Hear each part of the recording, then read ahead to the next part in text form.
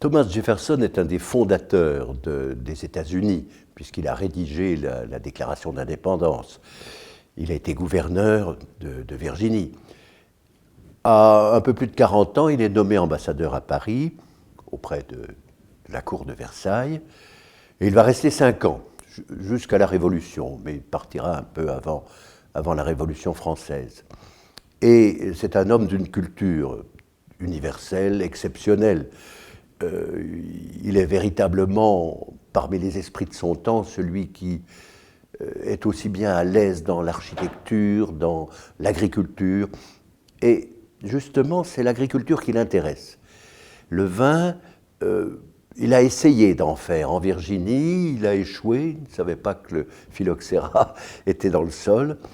Mais il s'intéresse à ça parce qu'il est physiocrate, c'est-à-dire il croit que l'agriculture est la vertu dominante d'un État moderne. Donc il veut que les États-Unis deviennent une grande nation agricole.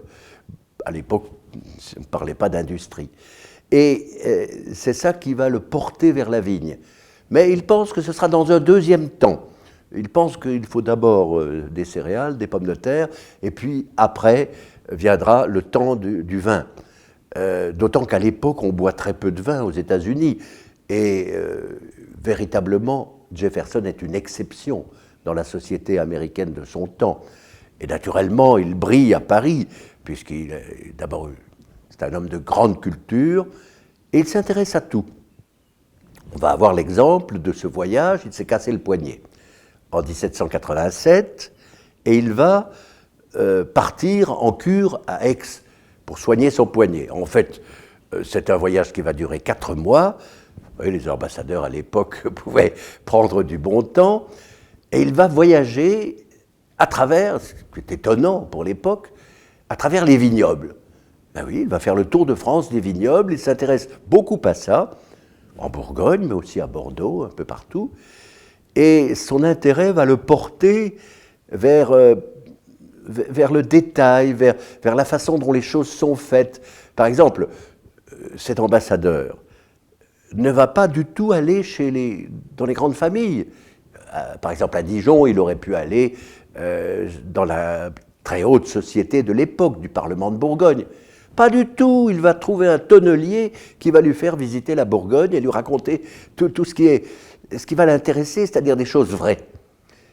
Ça, c'est aussi une approche tout à fait étonnante, d'abord du métier de diplomate, ambassadeur des États-Unis tout de même, et la façon dont la culture du vin va se développer, d'abord aux États-Unis, puisqu'il a été l'un des fondateurs de l'œnologie, en quelque sorte, américaine. Il va même écrire un dictionnaire des termes du goût. Par exemple, silky, soyeux, n'est pas sweet, hein, ce n'est pas doux, c'est extraordinaire qu'en 1780, un Américain qui était né aux États-Unis, en fait, d'une famille du Pays de Galles, mais enfin, d'une famille déjà américaine, pouvait entrer dans de tels détails, alors que même en France, c'était assez peu développé.